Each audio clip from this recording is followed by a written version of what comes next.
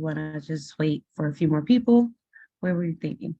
We can go ahead and let them in and still wait for a few more people. That way we're not making them Okay. wait in the lobby. That's okay with you guys. Good.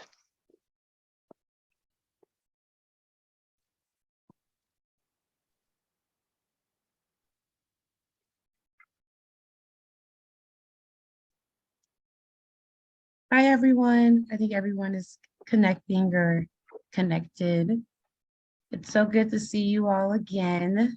I know I wasn't here for our last session, but I'm glad to be here for this one. And we have the CAS, the SOA, and we have MetLife here that will be talking to you about exams and education. So we have a few more people hopping on.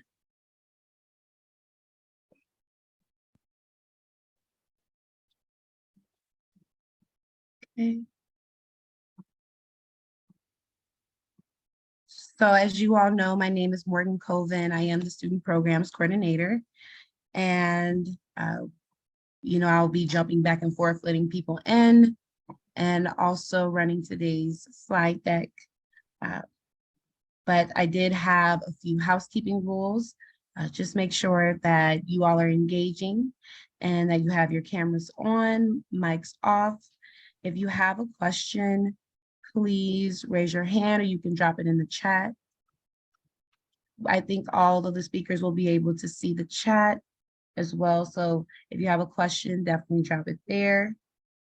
And we'll be getting started shortly as we get a few more people in.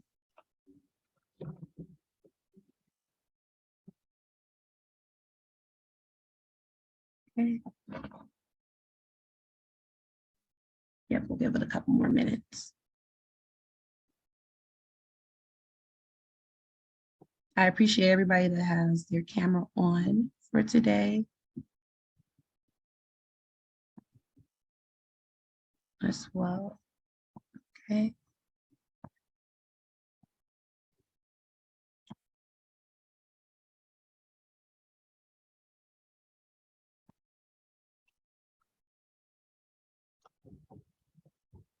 All right.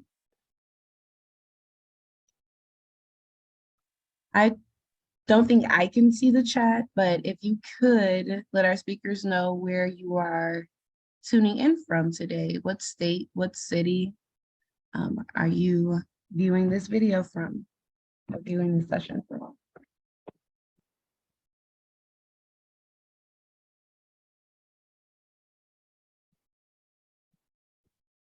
I don't think I can see the chat. Oh, yes, I can. Canada, Normal, Illinois. See, you all are so normal. You're close to me. I'm in Illinois as well. Baltimore. Okay, Florida. South Dakota. Normal. Atlanta. I wonder what the weather's like there.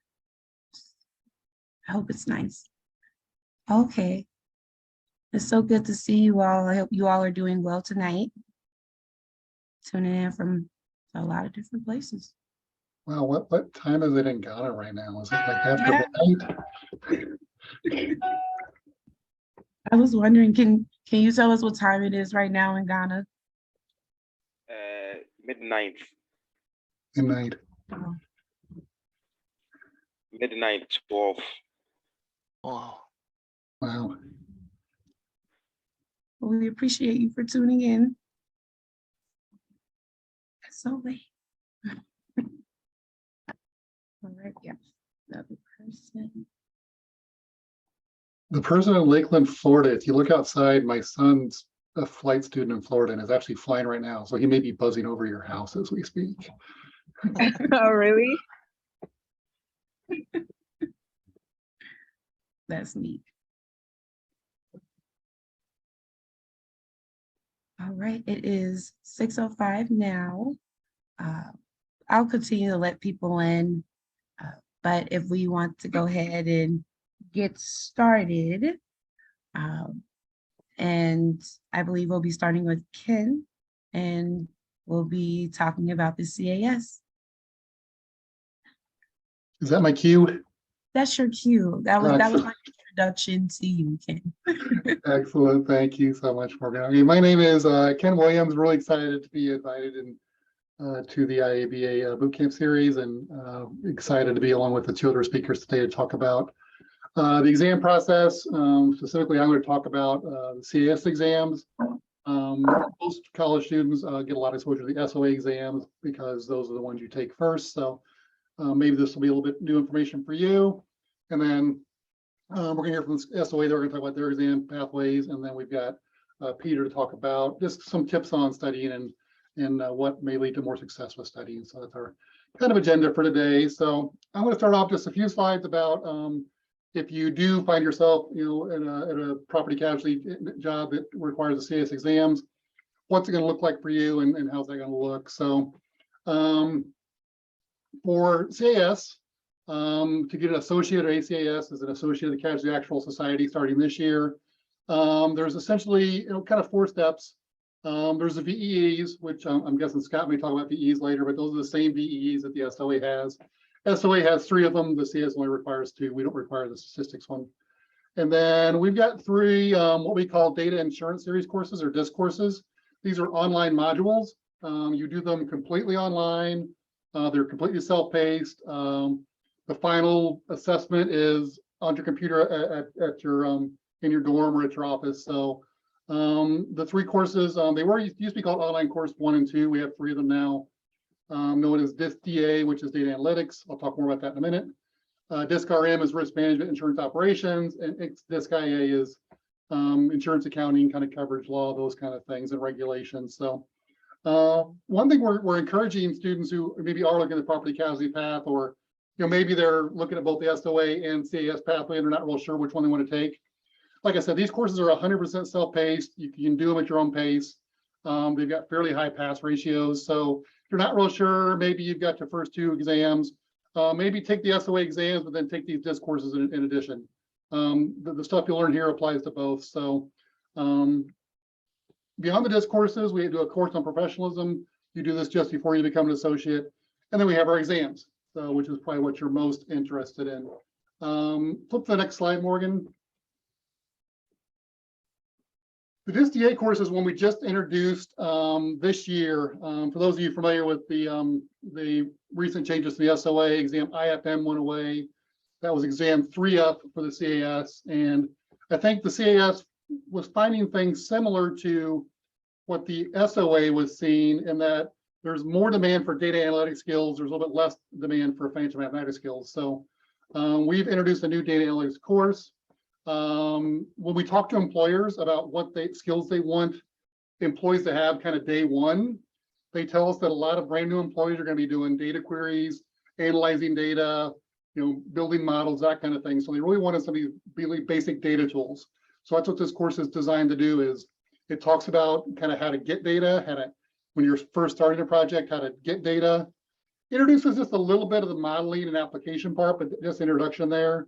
And then once you've completed your project, how are you going to visualize your results, present them to different teams? That's what this course really does cover. So it's really a skill you're going to use as an actuarial analyst. So again, if you're a college student, you take these courses, you get a 50% discount. And again, the students really like that. So this is what we recommend students take fairly early in the process, is to get this online course kind of out of the way. Go ahead and flip the next slide, Morgan. And we should say, if you guys have questions as we do this presentation, again, raise your hand, drop in the chat. We'll stop and answer the questions as we have time. So, Hi. so then we actually have the exam pathway. So I kind of covered the first line of this slide already. Is if you're going to the CAS educational journey, you're going to start what we call the preliminary exams, which are the VEEs. Exam 1 and exam 2 are the same. Are both CAS and SOA kind of exams. So SOA has exam P and exam FM. You get credit for exam 1 and exam 2 on the CAS side, and you pass those exams on the SOA side. So those are kind of the 2 exams that both societies recognize. Then we've got those 3 data insurance series courses, the DISC courses, which you get our online modules. Then you get into more of the closer to the associate side of the pathway. We've got 2 exams, MAS 1, MAS 2, Modern Actual Statistics 1 and 2. Those cover, if you're taking some more advanced statistics courses in your colleges, that's probably the stuff you're seeing today. Probability distributions, like Poisson, binomial, those kind of distributions, things like that. Course on professionalism is, and this is the Society of Actuaries has a similar one.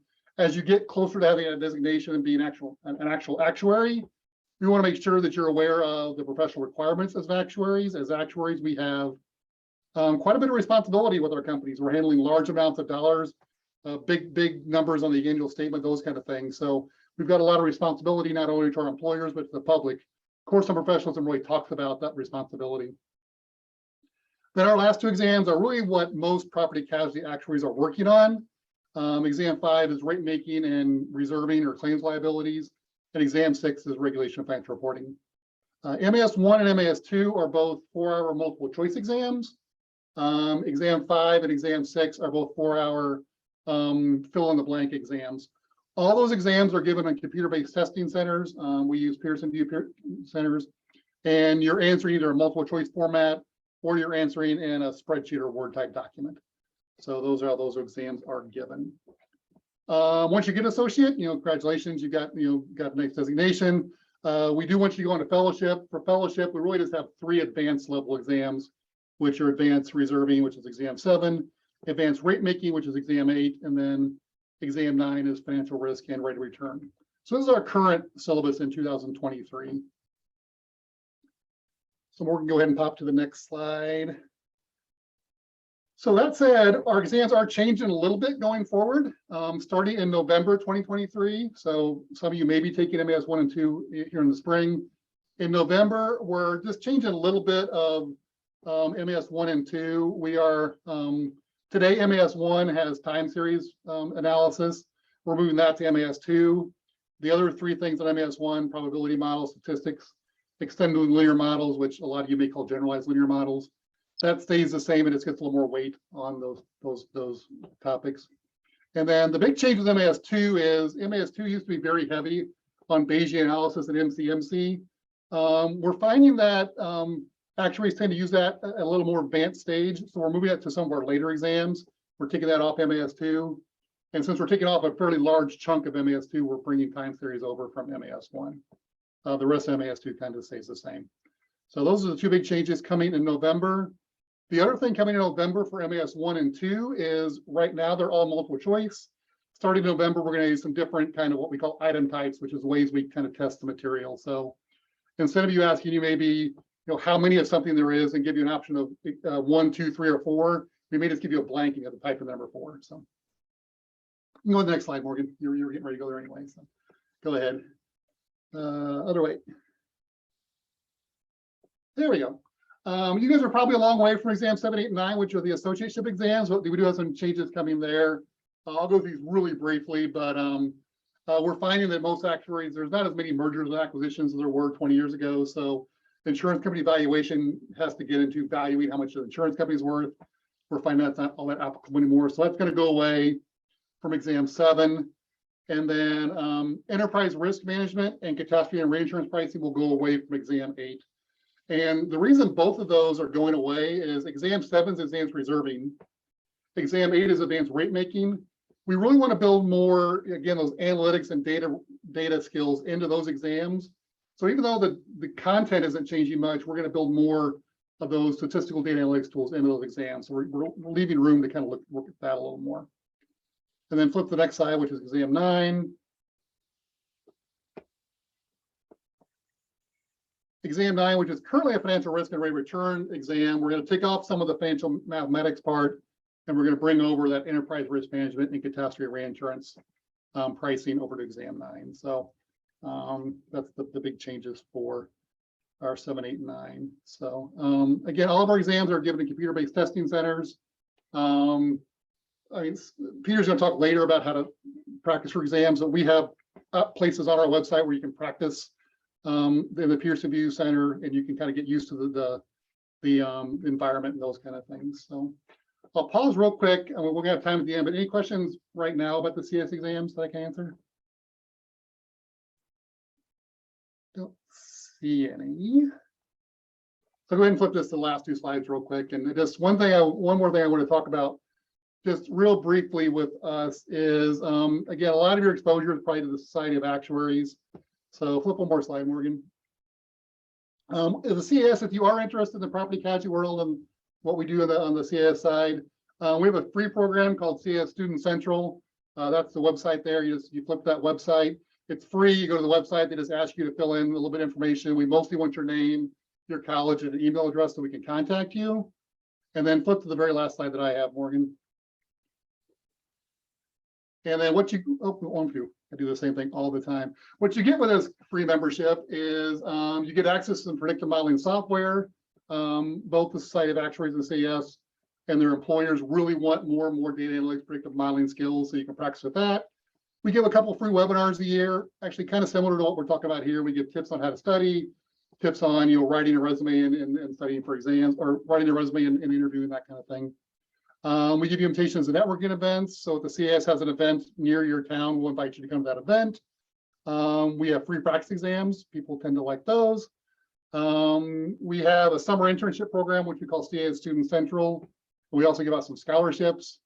And then finally, we give you access to the CS member directory. So instead of contacting like an HR department looking for jobs, you can find out who the actual actuaries are working at different jobs. So again, that's free to sign up. It's go to CS Student Central, give us your name and email address, and you'll be in. So I think that's all I had. So let's flip her over to Scott and he'll talk about the SOA pathway. Very quickly, we do have a hand raised. Oh, we do. Great. Yes, we do. Did you want to ask your question? I don't want to say your name. Great. Go ahead. Yeah, so I'm from Canada, and I wanted to know, I don't know if you're aware of what the CIA is doing, like the one big exam that you can do. And I heard that SOA doesn't take the credentials for this path, but I don't know if CAS does, like if it recognizes people would go that path. Yeah, that's a great question. I mean, and for those of you who don't know, the CIA, Canadian Institute of Actuaries, is offering a new program where essentially if you graduate from one of their major universities and you take one really long exams, you'll get an associate in the CIA. I think the question is, will the CS recognize that? We haven't decided yet. We're aware of it. We're working with the CIA on what kind of their program is and how it'll work with ours. I think there'll be some sort of pathway there that if you come to the CIA pathway, there's a way to get the CS pathway. We just haven't decided what that is yet. So keep an eye on our website and we'll hopefully have more information there in the next few months. But that's a great question. I didn't mention there was a couple people from Normal, Illinois. I never say where I was from. I work for the CAS, which our office is in Arlington, Virginia, but I actually live in Bloomington, Normal, Illinois. So the two of you in Normal, you could have just come to my house and see this presentation in person. But great to have a couple local folks on the call. So.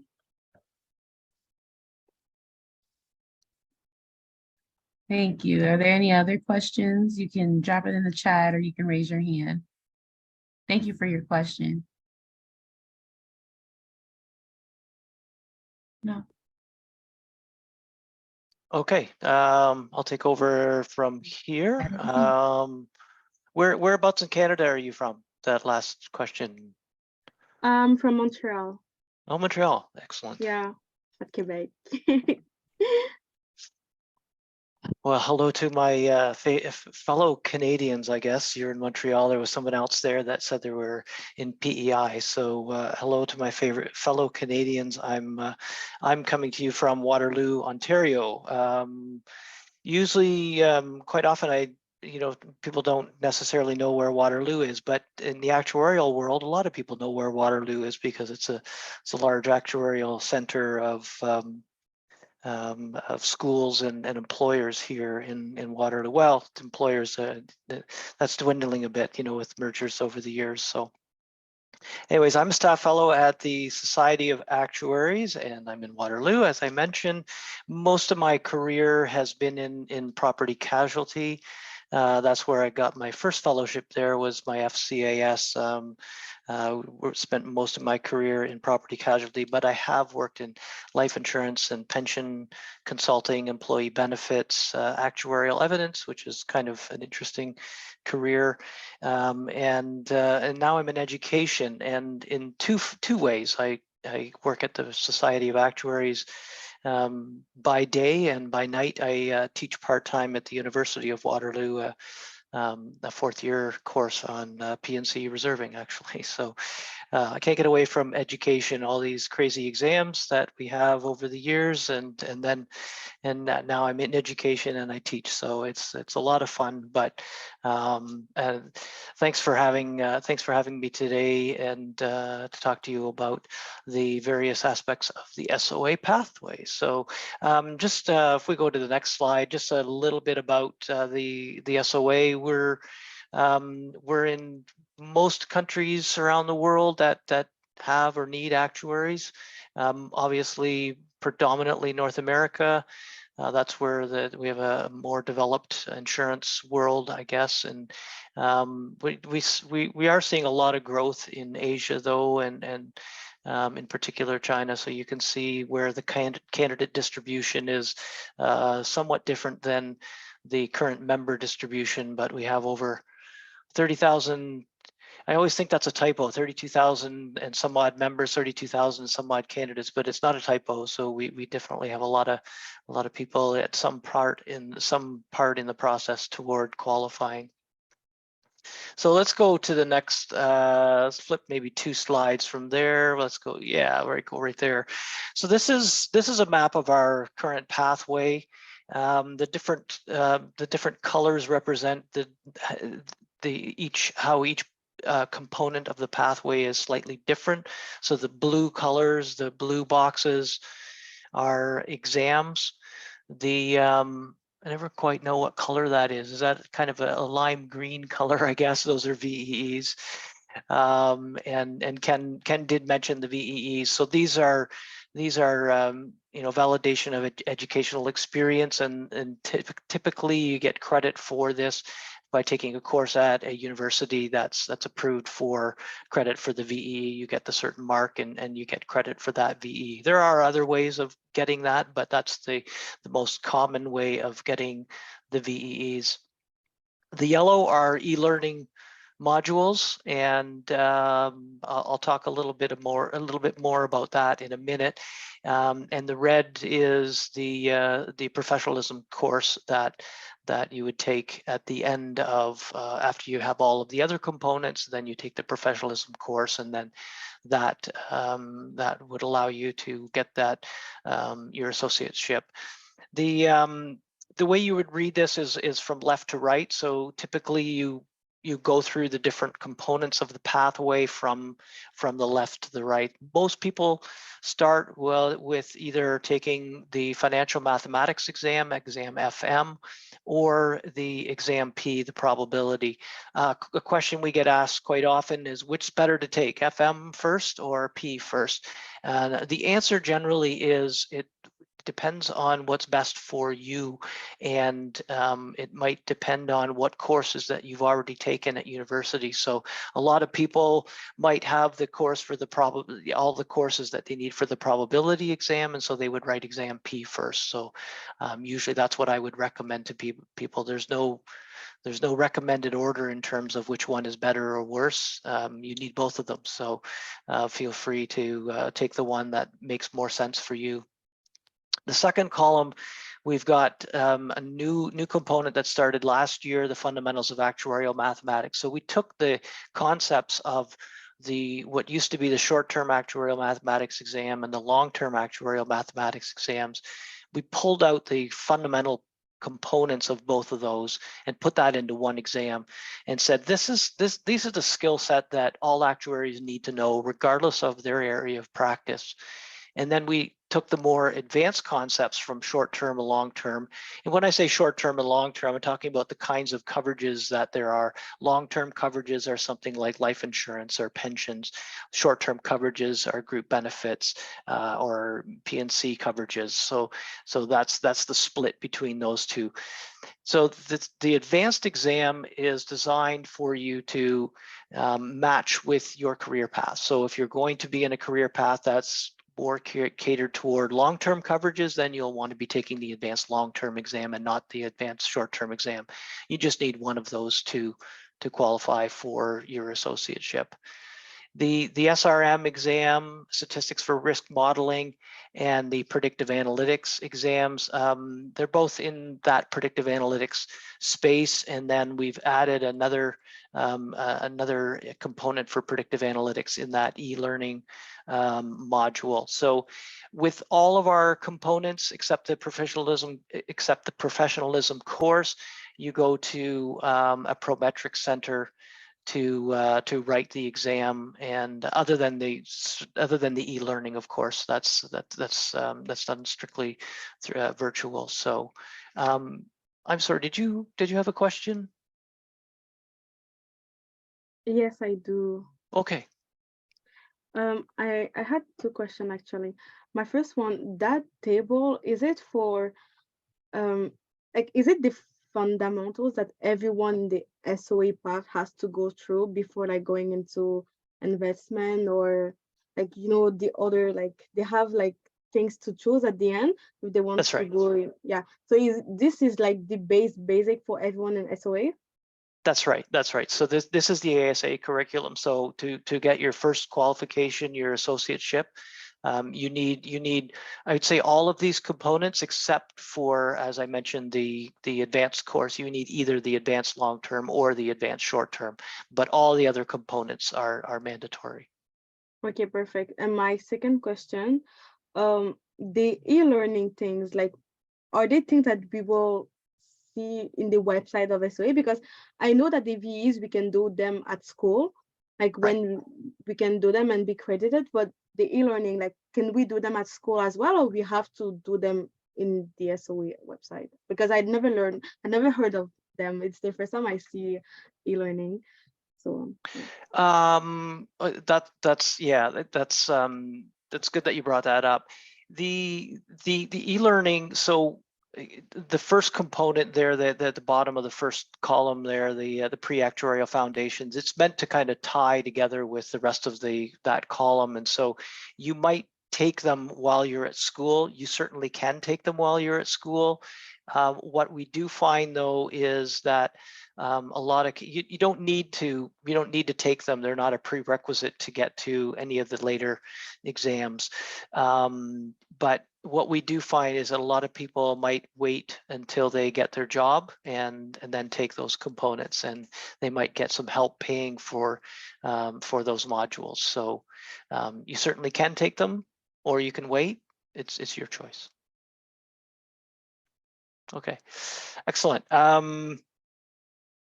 Okay, so I mentioned that about the Prometric centers. You go and write the exams there. The other thing too is all of the exams except for the advanced exams, they're all multiple choice, and with P and FM, they're instant results. So you write the exam and you find out immediately after you finish the exam whether you passed or failed. We don't yet have enough data. You know, think of predictive modeling here. We don't yet have enough data observations to get to predict instant results for the SRM or the FAM, the Fundamentals of Actuarial Mathematics exam yet, but the goal will be to get to that. Emmanuel, yes, you have a question. Yes. My question is, I would like to know the difference between actuarial science and actuarial mathematics. Actuarial science and actuarial mathematics. I'm not sure. I don't know what the distinct difference is. I think we've often used the term actuarial mathematics to refer to the more computational aspects, and actuarial science is more holistic. It's kind of a higher level actuarial science that encompasses all of the work that the actuary does. The actuarial mathematics is really that foundational mathematical calculation aspects of primarily that you get in those 3 exams: the FAM, the advanced long term, and the advanced short term. Does that answer your question? Yeah, I just signed up for the student, is it CAS Student Central Delta, and I was glancing through and they were like, your major actuarial science, actuarial mathematics, and actuarial science and finance and stuff. So I just wanted to like know whether there are differences between the actuarial mathematics and the actuarial science. I'm clear now. Yeah, thank you. Okay, great. Daniel. Okay, hi. I would like to ask regarding actuarial 2, the 2 exams there, how does one get to choose which he or she would like to take? I mean, as a career changer, I don't have much experience in the actuarial field.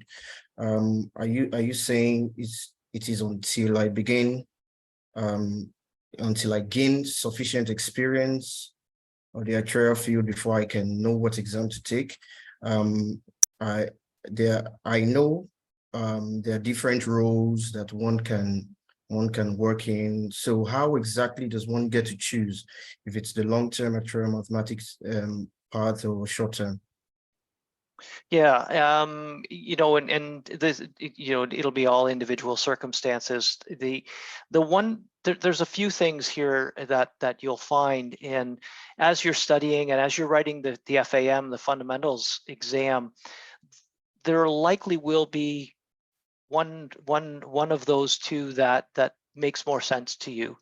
The P&C world always made more sense to me. I had a hard time getting a P&C job, and so I tended to write the life exams, and that's why I started my career in life insurance and writing the SOA exams, because there was jobs in that field. So, but the P&C stuff always made more sense to me, and so you might find that. So that's one thing to think about when you're writing the FAM.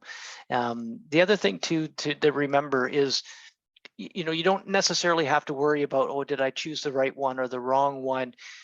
When you get to the fellowship exams, if you chose one that didn't maybe match with the fellowship, so if you chose the short term, but then you get a job in life insurance, you say, oh, well, I really like this life insurance. I wish I had done the advanced long-term exam. You don't have to go back and get that exam. It does assume that you do have a solid knowledge of that. You may need to go back and refresh your memory on some of that material, but there isn't a, oops, you picked the wrong one, you have to now go back and get it. So, and you mentioned career changers, and it's going to happen. And certainly when I talked about my career's changed half a dozen times. So that just happens. Okay, so I see we're getting a lot of questions here. So let's go. Let's continue with the questions, I guess. Angel, yeah. Angel. Okay, I was just going to call you my friend from Montreal, but go ahead. You can call me like that. It's all right. I wanted to know, before we had the LTAM exam that was removed, Right. but I wanted to know, those who did it, do they have like some, like, what happens to them? So they got credit for the long-term half of the FAM, plus they got credit for the advanced long-term. So they don't need to write the advanced short-term exam, but they do need the other half of the FAM exam if they didn't already have STAM. Okay, thank you. Okay, Brenda. Hello. Hi. So I'm also a career changer. My background actually is in P&C underwriting. So I have a unique experience there. But I was listening to your story and I was trying to figure out, how did you, I know you said you worked in both the property and casualty and on the life and health side. So, and you also said that it was primarily because there were more jobs on the SOA side. I think that's what you said, but I was just trying to figure out how you made the adjustment from one to the other. Well, it was early in my career, so you know, my brain was more able to learn new things more quickly, I guess. So I didn't have too much of a problem. The only problem I had was changing over exams and not getting credit for the same level. So I had a much longer pathway than most people by switching from the SOA exams to the CAS. But and then that's going to happen if you switch. So yeah, I don't know how. I just managed it, you know. I guess I was raised that way. Just suck it up and take it. Okay. Okay, let's move on here. I don't want to take up all of the time here, so I'm just going to. There isn't too much more to go through here. I do want to cover a couple of important things. So, if you want to, Morgan, if you want to go to the next slide, I guess. So the main changes in our pathway were the focus was really on three things. Is you know, we did a job analysis study, and we kept being told get more data analytics, and so that's why we brought in that new component, that the advanced topics in predictive analytics, more soft skills, more EQ, AQ material, and so some of those new e-learning components bring some more of that information in the earlier part of the pathway, and then that split of the actuarial mathematics into the long term and short term. So on the next slide, we just show very quickly the different pathways for fellowship. Once you get your associateship, then you move on to fellowship. There's the 6 different areas of actuarial practice where actuaries work in the world, and each of these tracks has 3 different exams and 3 different e-learning modules, and then at the end you take a decision making and communication e-learning module, and then there's a fellowships admission course at the end to get your fellowship. And then on the next slide, I just have I just wanted to highlight a link there that we have on our website where there are sample exams. So if you're preparing for exam P or exam FM, there are sample exams that are given there. We don't publish past exams for exam P and exam FM, and that's because they're instant results. When you sit down at the Prometric computer and get an exam, you get a unique exam randomly selected just for you. So there is no exam that everyone wrote. Everyone wrote a unique exam. So that's why we don't publish them. Okay, and then I just want to talk briefly about the SOA micro-credentials on the next slide. So let's move to the next one. So these are our 3 micro-credentials, and what they signaled, they signal to employers that a certain knowledge that you've gained along the pathway, and these fit in with different components of the pathway. So let's go to the next slide, and you can see the first column is that pre-actuarial foundations module that says you've got the foundational mathematical and statistics background to do actuarial work. Now on the next slide, we've got the actuarial science foundations, which brings in some more actuarial components. So now you know the fundamentals of actuarial work, and now you're ready to move on to more advanced. The next micro-credential on the next slide is the data science micro-credential. So this says you're an expert in data science as it relates to actuarial mathematics, the actuarial world. Okay, and then let's go to the next slide here. I want to talk very briefly about our affiliate community. For those of you that are aware, so this is an affiliate membership committee community. You're able to join this. Everyone's welcome. It's a way. You get certain benefits. It's a way to stay connected with others in the profession. And then on the next slide, which we showed the different benefits that you can get: some peer-to-peer networking, mentoring, There's e-learning content, candidate information on Candidate Connect events, and it's free, best of all. Okay, and then I think my last slide is just the different links to the various resources. So I know I had questions, but if there's any other questions, I can answer those.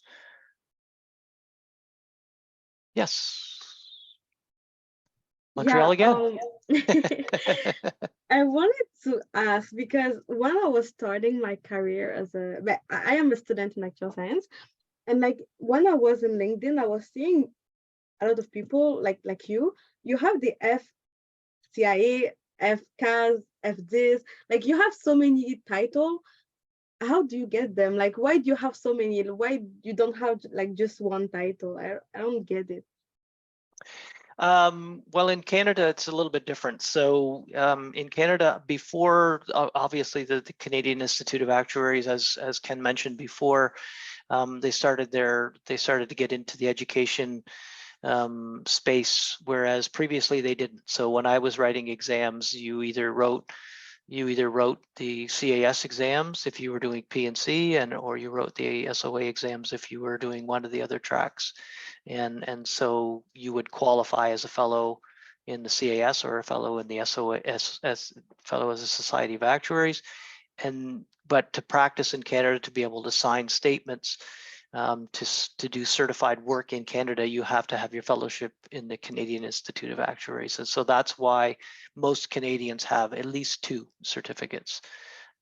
One they wrote a bunch of exams for, and the other one well, not that they didn't do anything to qualify, they have to fill the practice requirements to qualify. But so that's generally why. Okay, so you did like the whole path of your CAS, and then you did like some models to have your credential for CIA. Yeah, so I needed to take a course with the CIA which focused on Canadian practice, and then of course there's an experience requirement. I think it was a 2-year experience, and I had to have recommendation letters written by 2 fellows of the Canadian Institute of Actuaries. So I'm not sure what the current requirements are. That's what the requirements were when I got my fellowship. Thank you. And Scott, I'll add that the current requirements are pretty similar. Okay. Yes, So I have a Brenda. quick question, sorry, about the micro credentials. So are they like a precursor to taking the actual exams? Is that the purpose of them? No, so what the micro credentials, and again, a lot of this came from a job analysis and feedback that we get from our employers as well.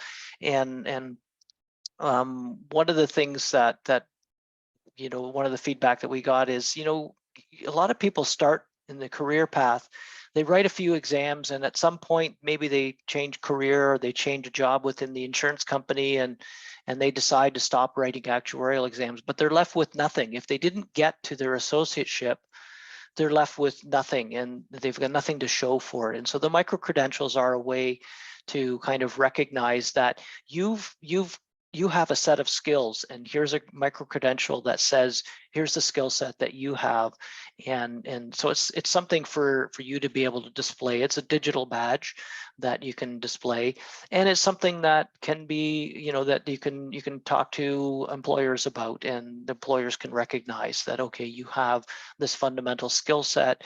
You didn't get your associateship, but you do have a certain skill set, I guess. Yes, Greg. I am a career changer from a non-insurance industry. So it's a lot of new things for me. I'm currently working my way through calculus, about to complete part 2. My first question is, talk to many of my professors, and based on, I guess, how quick I'm getting everything, they're suggesting that I can take an exam or prepare for an exam this summer. The one I'm looking to take is probability. Okay. Is it a wise choice, I guess, to take it without completing a probability course first, if I have all the time this summer to prepare for it and take it probably in September?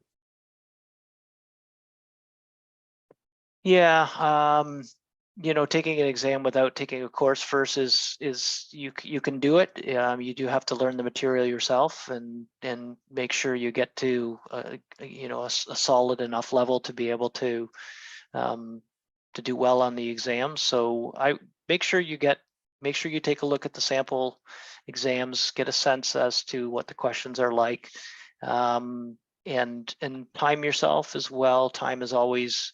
We always used to say, monitor your time during the exam. So a lot of people don't finish, and it's because they don't monitor their time well. They spend too long on a question that they have maybe a low chance of answering correctly. So,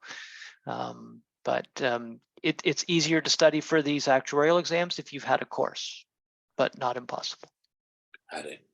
And the next question, kind of along the career changer, I have earned a degree already. So I'm trying to be efficient with the VEE options. Some of the courses, it looks like I'm going to just absolutely have to take just for the knowledge base. You mentioned something about alternatives to possibly taking a course. What would an alternative look like for some of these VEE requirements?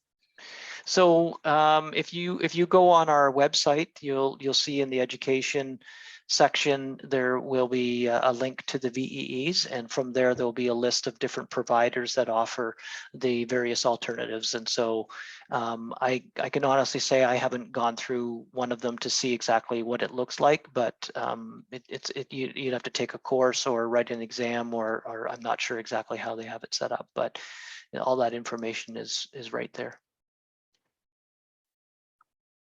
Thank you so much. Okay, and let's take one more question and then maybe move on. I don't want to take all of Peter's time here. So Yeah. Daniel, let's go with your question. Okay, yeah, I had to, Greg has actually asked the one I wanted to ask. But the other one relates to my previous question. Now, I just want to be clear about something. If, for instance, I get a job in an actuarial role, and I start with the exams, what if I'm not feeling that and I want to change over to CAS, or I want to or vice versa? Will I need to start the exams, CAS exams all over again, or I really don't get. What I mean is, if I've taken exam P and F of SOA and I continue all the way, and anything could happen, I could get a job elsewhere, maybe in casualty. Are you saying I would need to start the exams, as in casualty exams? Yeah, and Ken touched on this as well, and Ken, you can certainly chime in as well. But certain components are similar that they that the CAS gives credit for the exam P and exam FM. And so, but beyond that, there's not a lot of, that's where things start to diverge between the CAS and SOA. So it's not a distinct one-to-one comparison of a lot of the later components. So yeah, I mean, depending on how far you got. I mean, the same thing happened to me when I switched. I had to go back and get some things. Wow. Yeah, I'll add to that. It's P, FM, and 2 of the 3 VEs count for kind of both organizations. I will add that even though we've got, the preliminary exams are different exams, they actually are covered in very much the similar material. So if you passed SRM on the SOA side, there's a pretty good chance you're going to not have to study a lot for like MES1. Same thing is from the CS side. You pass MES1, MES2. Those equivalent exams on the SOA side are not going to be a huge hurdle for you to do, other than taking another 4-hour exam. Right. So they are relatively similar material. Okay, thank you. Okay, I better pass the microphone over. Passing that over to Peter. Alrighty. Hi, everyone. Can you guys hear me? Yep, we sure can. Awesome. All right. Hi, everyone. My name is Peter Yang. Very excited to be here today. I'm a actuary at MetLife, and excited to share. I'm actually, in my actuarial career, a near FSA. So I just recently finished my very last exam for the fellowship through the Society of Actuaries. and have just been invited to the upcoming fellowship admissions course in June. So I think it's perfect to come here and talk to you guys today, kind of about the exam journey, about kind of how to study, some tips and tricks. But wanted to give some more background too, because I've heard this a lot tonight, that it seems there are a lot of career changers. So just some background for me. I'm actually a career changer as well. And I came from a non-actuarial or even non-insurance background prior to my start with the actuarial exam. So did college, finished in 2014, and I actually went on to do a music career for a few years. I went and I was a singer for like 3 or 4 years. And then during that time, I took 1 or 2, I think it was like 2 of the actuarial exams, and then kind of pivoted back here, and then started, just kind of going through all of the exams. So what I'm hoping to talk to you guys today about is kind of just my experience. Everything here is going to be very anecdotal, very casual. I don't personally claim to have a guaranteed way to pass all the exams. I also have failed an exam along the way. It's definitely more from my experience and hoping whatever I can share that might help you guys. And to make this interactive, I would love if you guys are in the chat to be able to put down, let me know, how many exams have you guys already taken? Like, are there people here who have not started at all yet? Are there people here who are 2 or 3 along the way? That'll kind of help me as we go. So just start throwing that in the chat and I'll kind of be seeing. But so we'll start here at the preparing for actuarial exams slide. I'm going to kind of go through this. This is kind of just like a high level, a few bullet points of some things that I think are important for everyone just to wrap their head around and think about when they're starting to prepare for an actuarial exam, right? I think it's very easy to feel daunted by the whole process when there are so many exams. Let's just think about how you take on one exam at a time, right? So firstly, what I would do is I would be going through the syllabus to kind of get an understanding of what is covered. So for both the CIS and SOA, they post the syllabi for every exam. So as you're starting to look at that, go and check it out, see like what is going to be covered. Then obtain the syllabus material for each exam. There's typically reference to some source material that you may have to read, like some books or some articles, some references. It's always a good idea to have the material referenced for syllabus, but this really does depend on your study style. Personally, I didn't always go through all of the original materials. Sometimes I would, reference them if there was a specific topic I felt like I needed to go more to. But I'll get to this in a few bullet points. There's a lot of different ways to study and a lot of different ways that you can absorb and get the information you need to study for these exams, right? Another thing to note is that if you do end up in a student program at a company, some of them may have a book library. So check in with them to see if they have resources too for the syllabus material. Third bullet is about study schedule. I'm going to talk about this a little bit in depth. So if you guys have any questions on this, hold off on them until we really cover the study schedule portion. For me, I think study schedule is like the key to success in studying for an exam. Like setting yourself up success is setting up a realistic and efficient study schedule. I feel like once I got through 2 or 3 of my first preliminary exams and I had a sense of what was working for me, I applied that study schedule from then on in all the way through to the end of the fellowship exams with some minor variation here or there. But once I knew how to tackle the exam material, it was like the same thing for me every single time. Let's see, the next few things are study manual and also third parties. So for those who don't know, other than the SOA and CIS having their own resources for you to study, there are a lot of third party study supplementary, study companies that will kind of help out. Personally, I find a lot of them to be very helpful, and they're also all very different in how they approach studying. I don't remember what we had said, Morgan, Ken, and Scott, if I'm allowed to kind of list a few of them off or not. I'll hold off until I get a yay or nay. But they certainly are. Is that a yes? We're okay. We should be good. We should be good. Okay, cool. I just don't want to. I'm trying not to, leave anyone off. But ones that are off the top of my head, The Infinite Actuary is one company that does a lot of video-based courses.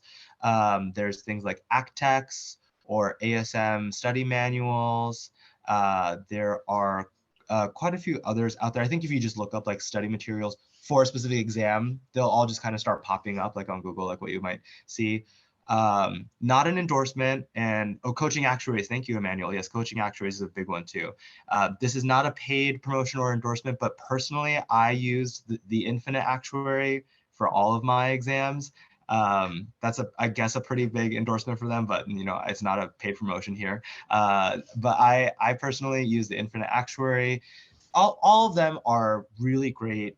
They go in depth to help you cover the study, like the full syllabus worth of material. They also give you different resources to help you practice, to help you kind of get familiar, and also take practice exams, practice problems, things like that. So definitely look those up as a good option. I'm sure I'm going to get some questions on that in a little bit, so we'll look at those in a little bit. Be open to different study styles. That's right. Like as you're starting, and I heard some career changers, right, who are like, hey, like I've really never done this actuarial work before. Like, how do I even start studying for these exams? Like, I think of studying for exams as like a very specific skill set in and of itself. Like you have to figure out what works for you, right? And there's a lot of different ways to approach learning a lot of material in a confined period of time.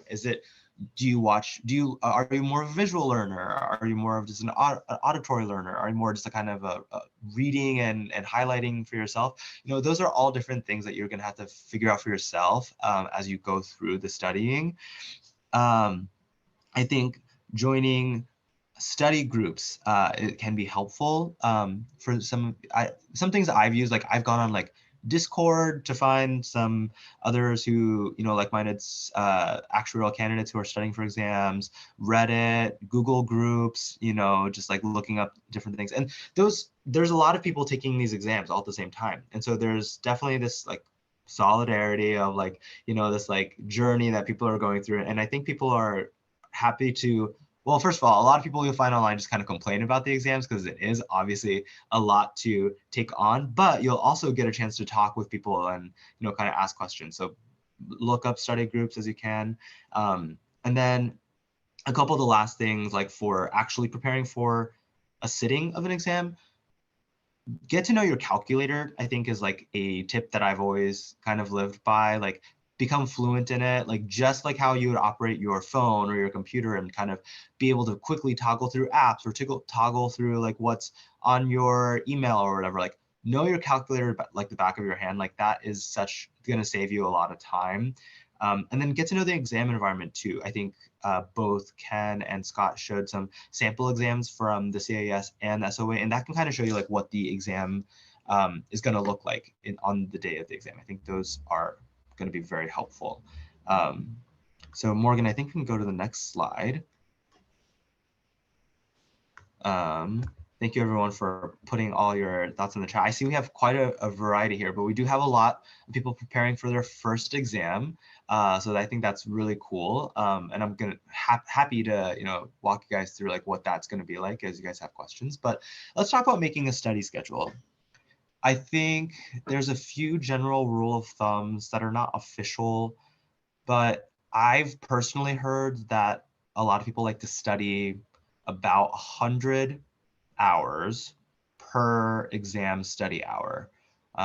It's been a while since I've been removed from the preliminary exams, but I think that's still pretty hold. I mean, maybe a little bit less, but so if you're sitting for, let's say exam P and it's a 3-hour exam, that would mean like expect to put in something like maybe 300 study hours. And for me, I've always kind of lived by a 3 to 4 month study schedule leading up to the day of the exam. I think that has kind of always worked for me. If you have more time to kind of get into it, that's great. I experience some burnout if I'm getting towards putting in more time than that. But 3 to 4 months, I think is going to be a good amount of time for you to study. And for me, again, I'm not selling this as an official type of studying strategy, but for me, what I've always lived by are these 3 phases. So I go with the first pass. This first pass is my like kind of first phase of studying, and I will like just move quickly as I can. The goal is just get through all of the syllabus material from start to finish, even if that means I don't have like a detailed understanding, or sometimes if I feel like I don't really get something at all, I'll still kind of move on past it. I set myself a hard deadline of like, I'm going to be done with my first pass material by X date. And we'll look at that in a little bit. I think it's important not to get caught up in the details, because you're gonna need to iterate through a lot of the material over and over again in order to like really succeed for the exam, right? I don't think anyone really just like reads through everything once and then can sit for an exam. If you can, if you've got a photographic memory, that's awesome for you. I certainly needed a lot of repetition. So I always advise first pass, get through the material, set yourself something realistic to get through it, and just kind of stick to that. Then there's a solidifying understanding. I call this like kind of like tailor your focus, like kind of go back now, and you've now gone through the full syllabus's worth of material. So you have a better sense of like how everything fits in to like the bigger picture of what you're going to be tested on. Go back through the things that you think are a little bit more challenging. Make sure you have a good grasp on them. Maybe go back through a quick high level pass of everything, the easier topics, and make sure you're solidifying your understanding there. But you can kind of poke around now through the syllabus and like start to figure out what you feel like you need the most help on. And then the third and final phase for me is practice. So for me, like it's all about the practice. Iteration is key. There is like a wealth of practice exams out there. Do as many practice exams as you can, as many practice problems as you can, especially for everyone here who's taking the preliminary exams. Most of the preliminary exams are multiple choice based. And I'll get into more of like kind of why practicing is so important, but like you're gonna want to go through as many of like these types of questions before the exam day as possible. Honestly, I would say that like the SOA and CIS both do a really great job of constantly updating and making sure that material is updated and relevant. And they'll also add lots of new questions from exam sitting to exam sitting. But as a candidate, I saw that like there was always a core of types of questions that would get asked more often than not. So if I was practicing a lot in advance, that was setting myself up for success in terms of kind of being prepared for types of questions that might be asked on the actual exam day. Morgan, can we go to the next slide? Thank you. So this is just kind of like how I picture it. I'll like, impose this on a calendar for myself. I do like my first pass material in 4 to 6 weeks. Again, like I used a video-based learning of the actuary. So all of my material was taught to me through like an instructor on videos. And I was just, marking out like how could I get through all the material in the first 4 to 6 weeks. Then solidify understanding. For me, I just like set this time as like, okay, I'm opening up my syllabus again and I'm reading through it. I'm checking everything, like maybe going back through some videos that I thought were hard. And then the final few weeks, I'm bunkering down and every day just like practicing practice problems, practicing practice exams. And I think if you kind of like think about it this way, you won't find yourself stuck towards the end without enough time. I definitely advise working backwards, right? So like if you know what your exam date is, you register for your exam, plot out like this kind of, study schedule. This is just a sample, if you want to build in more time, less time, more time for practice, less time for first pass, up to you guys to keep it flexible. But at least set yourself some idea of like where you want to be in relation to the exam date. I think that will be very helpful. I always like do that. So like if I knew my exam was going to be at the beginning of November, I would know like, okay, my last 2 to 3 weeks of October, I should be ready to just be like iterating through things, right? So that kind of mental clarity ahead of time is very helpful. I'll pause right there and I talk kind of fast. So any questions so far on like kind of creating a study schedule? I'm gonna go into the practice phase next, but yes, Angel. Yes, I wanted to know, do you advise us to like, because if I have to do an exam, I will use coaching actuaries, but do you advise us to do the coaching actuaries things and to do the SOA exam problems that they sent on the website? Yeah, I think it's all really, that's a great question. Thank you, Angel. I think here's my answer. There are more resources out there for you to study than there is possible time in the world to get through all of those resources. Especially for the preliminary level exams, there's probably like 20 practice exams out there, 30 practice exams out there from different companies. The SOA, if I remember correctly, the SOA has, and maybe Scott, I don't know if you can speak to this, but like in practice problems, I think there's like practice problem sets of a few hundred questions. And between reading through things, a few hundred questions, and like however many tens of 20, 30, 40 practice exams out there, I just would never have had the time to get through everything. So I think it's picking and choosing what you need and supplementing it, right? So like if you are using coaching actuaries and you're finding that like you've gotten through most of the coaching actuaries given practice exams, right? The SOA may also have some practice exams. So if you know kind of what's out there, I might go, okay, I'll take a few from here, a few from there, and kind of pair them together to like know what I would use. Certainly when I was doing the preliminary exams, that's how I did it. I would take some of the practice exams from my third-party study company, and then I would also use some of the SOA's materials that they put out there as well. Okay, a mix of those. Yeah. Perfect, thank you. Daniel. Hi. Okay. So there are certain people that practice questions immediately after each chapter. Do you advise that, or we should first of all go through the entire material first before practicing? That's a great question. If you have some time after each chapter to kind of go through a few questions, like practice problems to solidify your understanding, great. I think I did do that sometimes.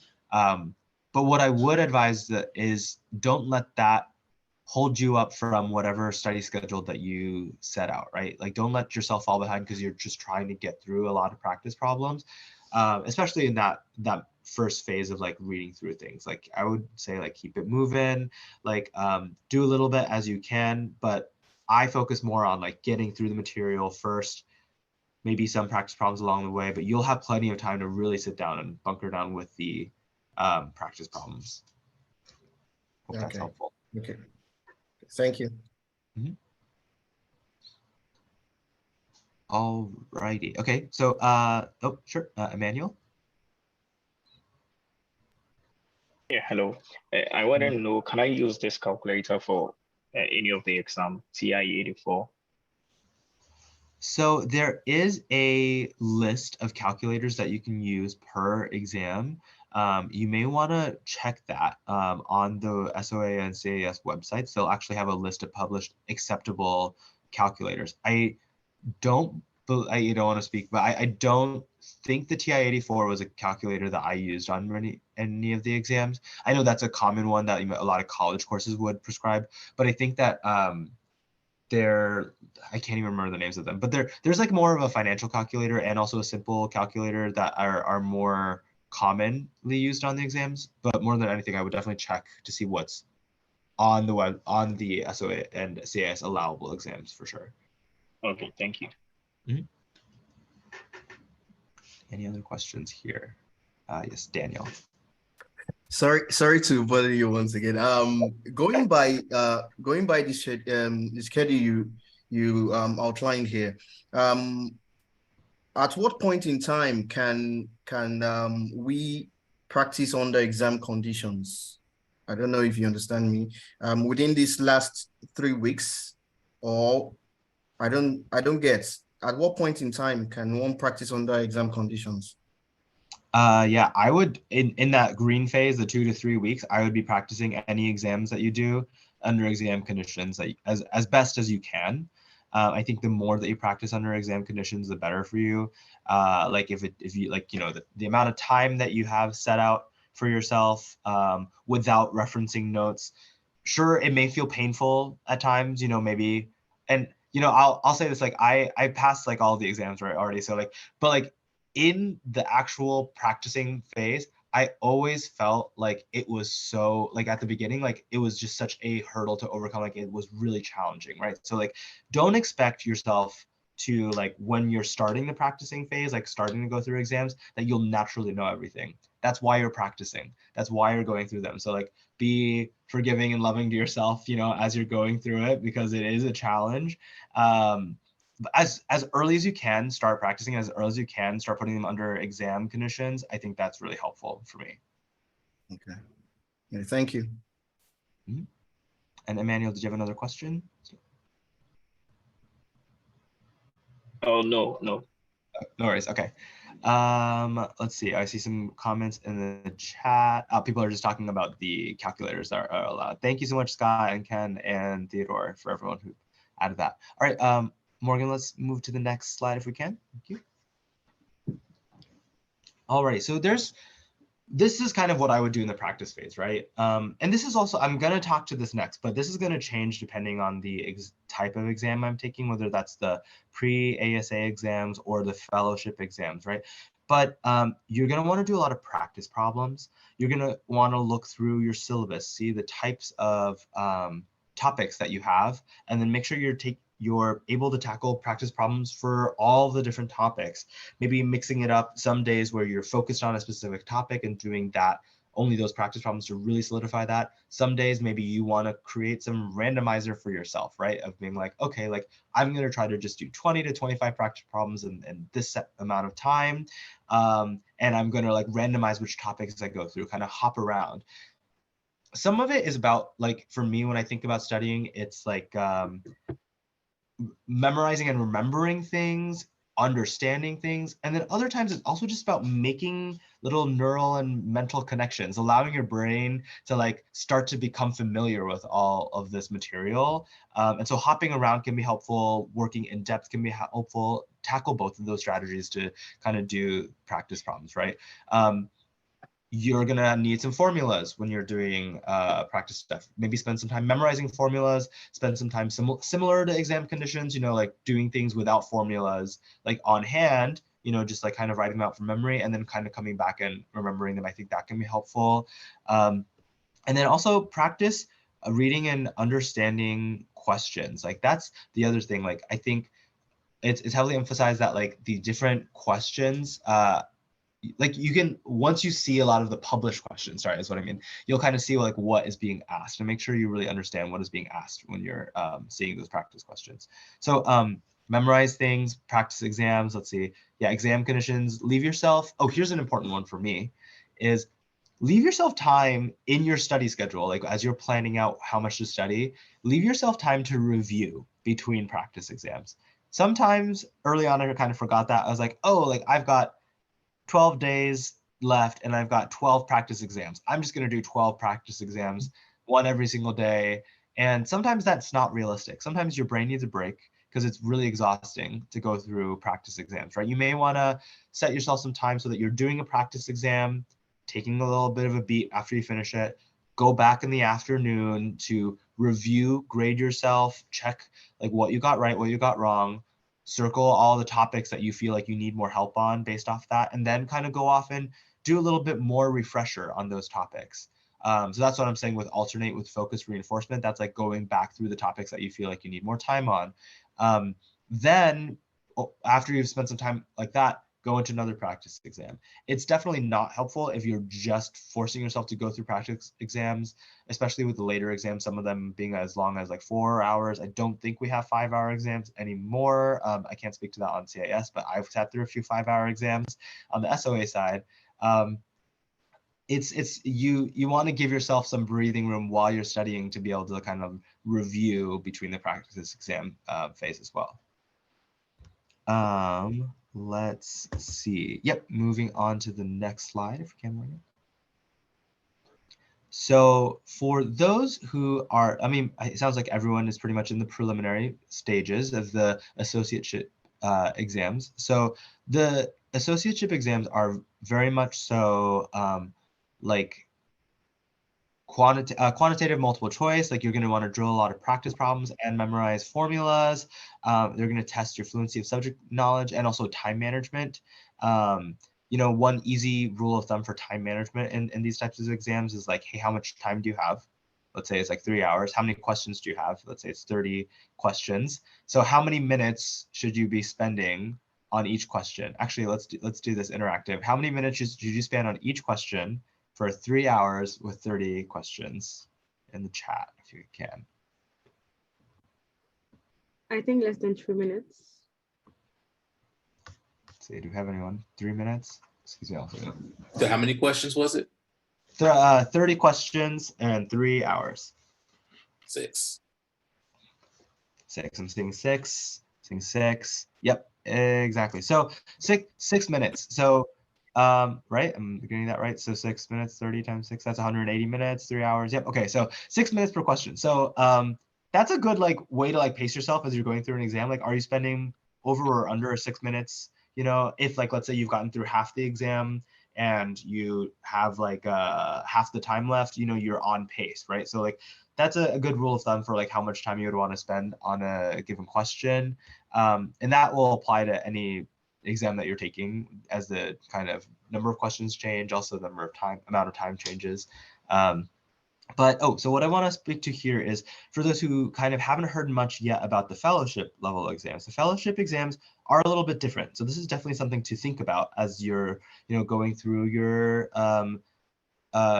associateship exams and approaching that. So the fellowship exams are much wider in their syllabus. I would say like in terms of the total material covered, it definitely steps up the game in terms of the total things that you have to learn on or keep track of on the syllabus.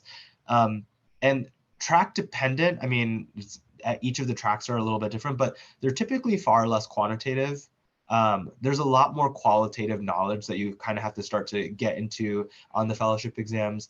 Knowledge of the insurance industry, knowledge of insurance products, you know, how products work and things like that. So for those who are going through preliminary exams right now and feeling like, oh, like I kind of still don't know how this really ties back to like my day-to-day job in an annuities product or in a life product, that level of detail really starts to get covered a lot more in the fellowship level exams.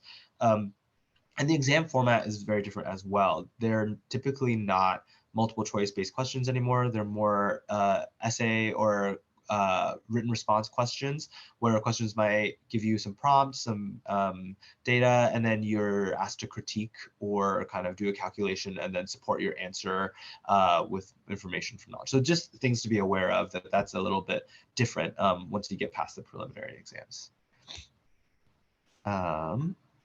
Let's see. So what if you fail an exam? That is okay. I failed an exam. Many of my peers, many of my colleagues have failed exams. And I would say that is not far from the norm. I think like I'm sorry, Morgan, if we could go to the next slide. Thank you. I forgot. So here are some of the cumulative exam pass rates for the SOA and CAS. The exams are definitely meant to be challenging. They are hard. And so if you do end up finding yourself in a position where you have failed an exam, like just know that you are in good company of many other people who have maybe failed and then continued persisting and, you know, overcoming and you know, moving forward. So it's just not something to like do, like obviously it is hard to fail. And I'll, you know, please, if anyone has any questions about how I felt after I failed my exam, I was really, really sad. I was like, oh, I have to study all over again and take it again in 6 months. Like that is true, but you will overcome and, you know, keep putting in. It's a good opportunity for you if you get feedback too on your exam, like to kind of figure out how you can adjust your strategy for the next sitting. But the pass rates, I mean, do kind of speak for themselves. Like it is certainly not a crazy thing to fail an exam, if that makes sense. Trying to lighten the blow here in advance for anyone who does kind of see that in their career.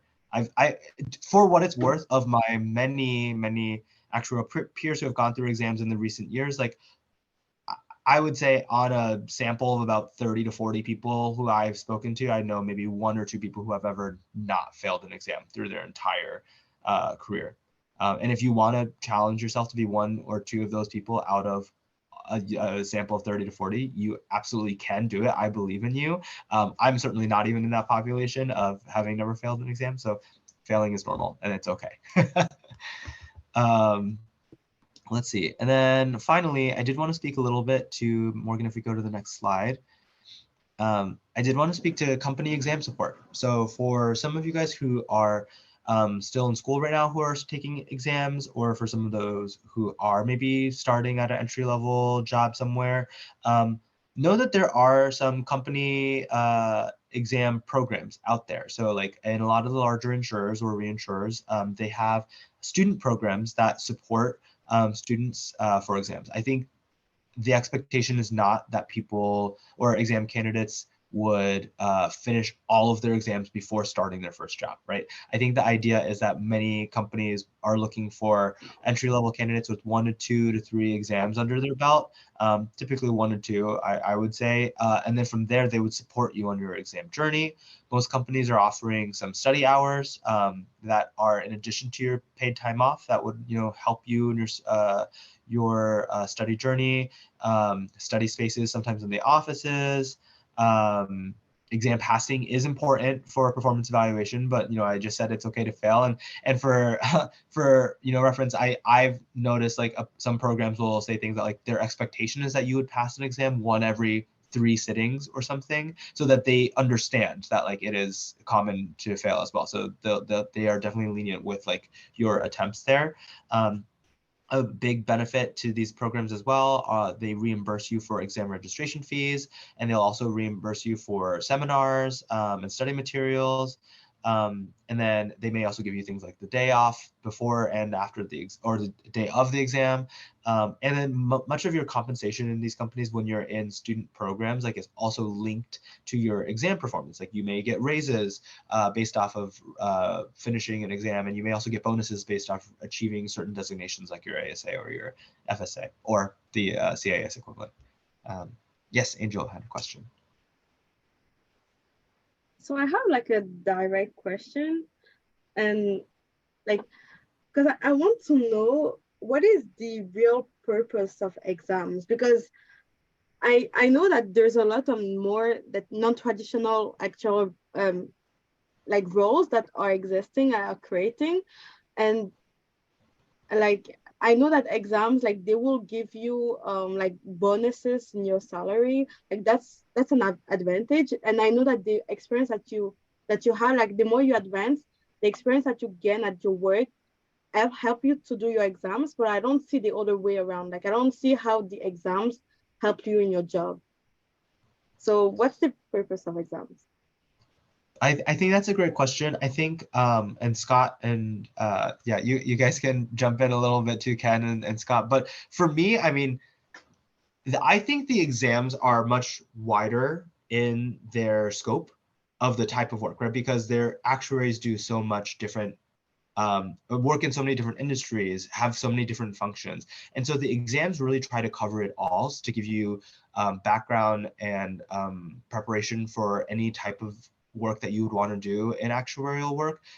Now, for someone who's working in maybe one specific line of business, like you may be taking an exam that really doesn't have that much to do, but it's still foundational knowledge that most actuaries, as you kind of progress, do get. And it also helps with, as you know, we've talked about career changing. I think Scott talked about changing careers. Like as you kind of move around in your career as well, you may have to be equipped to learn a different function, a different actuarial function, a different line of business, and having all that background in the different material from the exams is very helpful.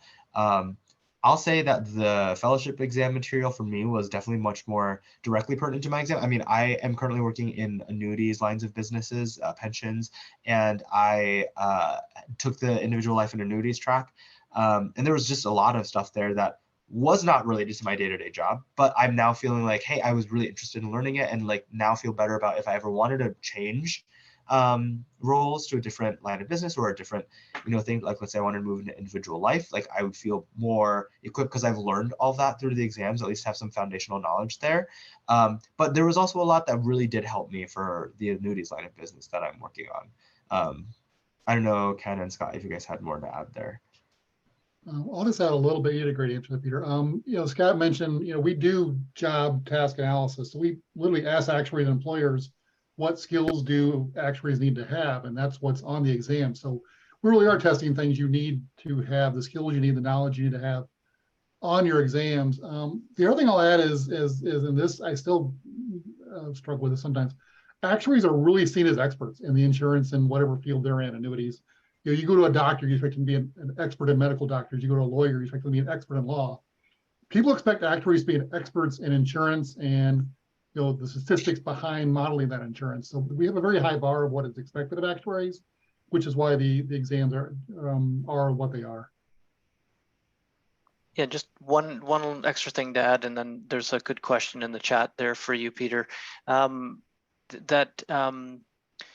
know, the exams are one thing, and you'll see the CAS and the SOA. We've you know, we don't just have the exams, but the exams is one of the best ways to really measure that you do know what we think you need to know at the level that you need to know it, and that's really why the exams exist. Now there's other measures there's other things that we do now. Some of them are take home, some of them are e-learning components, but at the end of the day, there needs to be some measuring stick to so that we can give confidence to the regulators or to the employers that yes, this individual has achieved that high degree and high level of expertise, like Ken said, that we expect, and that not we expect, but that society expects the actuary to know.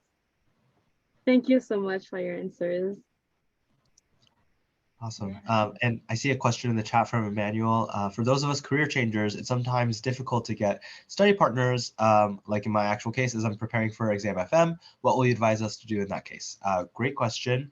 I did say that like study groups and things can be helpful.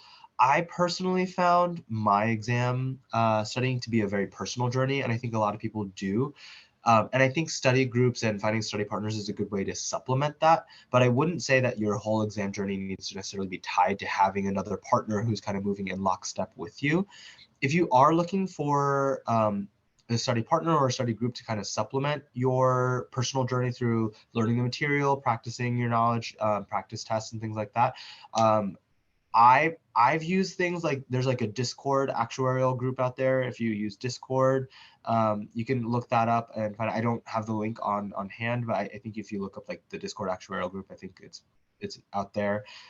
You could look up Google groups or Reddit, things like that. And then also a lot of the I don't know. I think Ken and Scott both spoke to having groups in the SOA and CAS, but I do know that the third-party companies like TIA or Coaching Actuaries also have forums and message boards that people who are studying will actually go, oh, thank you, Ken. Ken posted the Discord channel in there.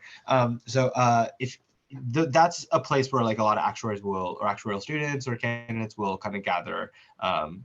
So those are helpful places to start. Yes, and Morgan is saying for all those on the call, you guys should connect with each other to start a study group partnership. Sounds like a lot of you guys might be taking some of the same exams. So this is not a bad place to find some study partners here. Alrighty, I think actually that is the end of my slides, Morgan. If you want, the next one I think just says questions. So do we have any other questions from everyone? This has been a really engaging and interactive audience. So thank you guys so much for all your questions so far.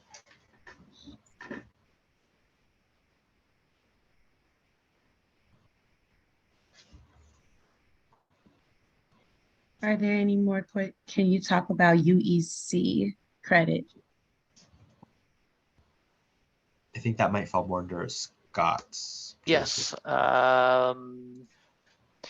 UEC, so it's a new program that was started last year. So certain university programs that have been approved, and some of their courses are approved for UEC credit. So if you can attain a minimum, or not a minimum, but if you can attain a specific grade in that course, then you would get credit for the SOA exam. So you would then just need to apply for the SOA exam. But so it's I mean, obviously the program has just started, so there's only 13 universities in the first round. We've got another few universities that have signed up in the second round, so it's just up and running. So is that Is that the information that, I don't know who asked the question, but I don't know what information was being looked for there. It was Theodore. Theodore, just give us a thumbs up if or let us know if we answered your question. Oh, okay, yeah, Perfect. Awesome. Okay. thanks. Is there a question from Michael? Hello, good morning, and Hello. I hope you can all hear me. Yes. Okay, Peter, so currently I'm preparing for exam SRM, and I wanted to ask whether you have some exclusive tips personally for me, so that I can at least pass the exam.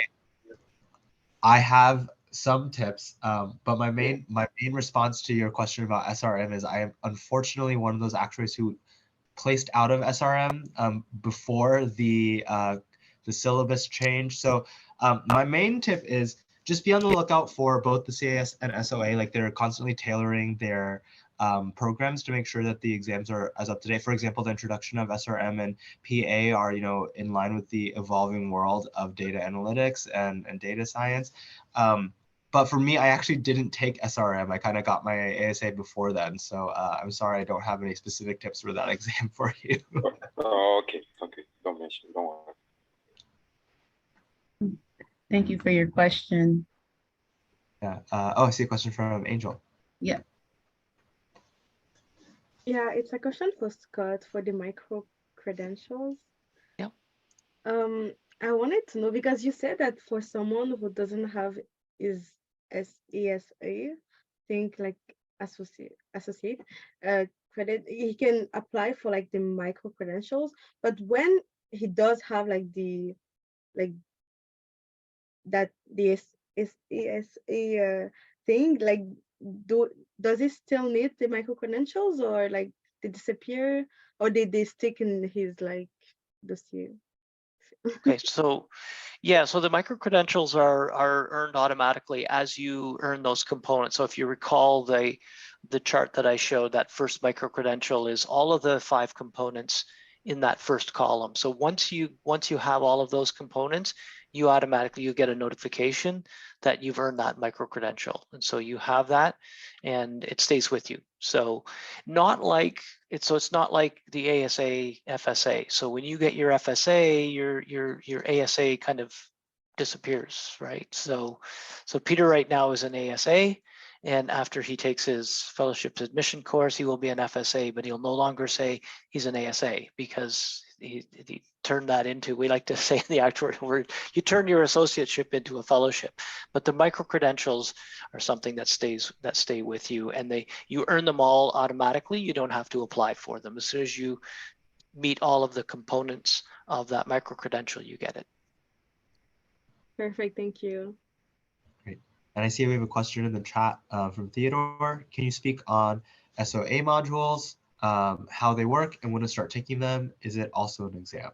So Scott, maybe we can tag team this one here. But I think in Scott's slides, he kind of had some e-learnings, and that's kind of what I would equate to the modules, right? So they're the FAP modules, the fundamentals of actuarial practice. That's kind of more taken towards the end of the associateship journey. Most people take it sort of after the exams. I think you can take them in parallel. I think the timing is kind of a little bit flexible. Most people kind of take them towards the end of their associateship journey. And then there's the fellowship journey, which is 3 exams and 3 modules on the SOA side. That one's a lot more. I think it's advised to do the modules before the 3 exams, but anecdotally, I know some people who have kind of taken one in between each exam that they take, some people who kind of put them right off to the end, right before, but I think it's advised to do those modules before. In terms of what they are, most of the e-learnings and modules are exactly that. They're an e-learning course that you would be eligible to sign up for via the SOA or the CAS websites. And they take you through a lot of slides, some materials for you to read through. And depending on the module, there may be some end of module assignments that you would submit and get graded. So it's not an exam in the sense that like you have to sit for some time written something. I think some of the modules do give you a window of how much time you have to submit a graded assignment. but it is more like kind of like a read, learn, and then write an essay, write kind of a response to some prompts. That's kind of how it is typically done. I want to say some of these modules are advised on anywhere between 50 to 100 hours for a module, just as like a kind of benchmark. I don't know, Scott, if you had anything to add there. No, you covered it really well. The other great thing about the modules is more so fits with your pace, so you can pick them up and set them down, and as all of us that went through the exams know that as you get closer and closer to the end, you typically get higher and higher job requirements, and quite often the job gets really busy in those few weeks before an exam, and it gets very frustrating and very nerve-wracking when that happens. But with modules, that's fine. Work got all of a sudden busy, I can set the module aside for a couple of weeks and then come back to it. So a lot more flexibility with the modules.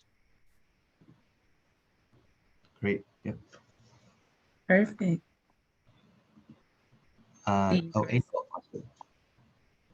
I just have one last question for the VEs. I know that you can take the when you have like a certain grade, you can have it.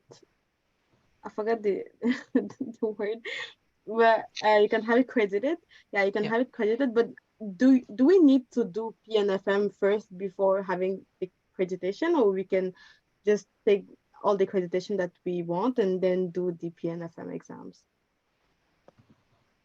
Right. So yes, the answer is that you do have to have. Just trying to find a link for the requirements there. You do have to have the exams. I don't know whether it's both of them. It's definitely at least one of the exams before you can apply for the VEE credit. You must pass two. There it is. You must pass two SOA, CAS, or CIA exams before applying for VEE credit. Okay, thank you. Thank you. These are such amazing questions. I thought you all will be looking forward to this session. This is usually the one where there are like a lot of questions. So that's why we got, some SOA folks, some CAS people, and we also have, MetLife here. We have Peter giving you all, the information that you need and answering your questions. So I will also include their emails or LinkedIn's or whatever. We'll talk about that, guys, about how you want, individuals to reach out if you're open to it.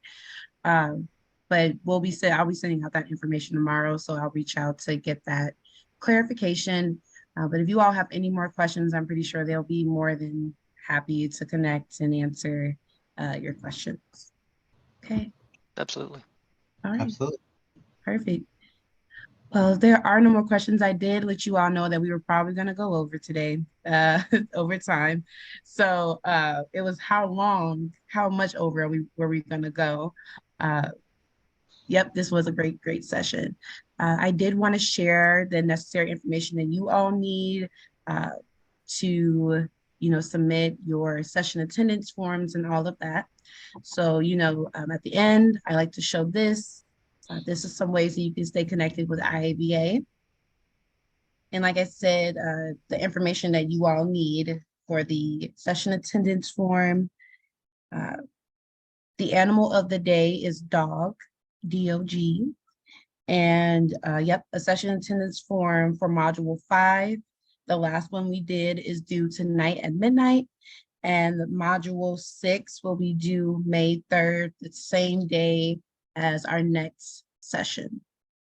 Okay. I think that was all. If you all have any questions for me, just be on the lookout for that email. I'll do the regular follow-up with the recording. You can find this on YouTube, but you'll have all that information sometime tomorrow. And yeah, I look forward to seeing you all May 3rd. It was so good to see you all again. And I know a few of you know that I got into a car accident, which is why I wasn't able to be at the last session. So I'm just happy and truly blessed to be able to attend this one and see you all and engage again. Okay, so I'm gonna go ahead and stop sharing my screen. I Perfect. had a question for you, Morgan. Yeah, Do we have to write all the 3 names on this station when they will ask who was the presenter? Do we have to write the 3 names? yep, you will have to write the 3 names, and that'll be included in the follow-up email. I'll list out Scott and Peter and Ken's names so that you'll have that for the Google form. Okay, thank you. Yeah, no problem. All right, well, thank you all so much. Stay safe, drive safe, and I hope you all have a good rest of your night. Thanks. Very nice meeting you. Morgan. Yes, Thanks thank for you having us. guys. Thank Have you you so guys. much to our speakers. Thank you. Okay. Bye. Thank you, everyone. Take care. Bye. Bye.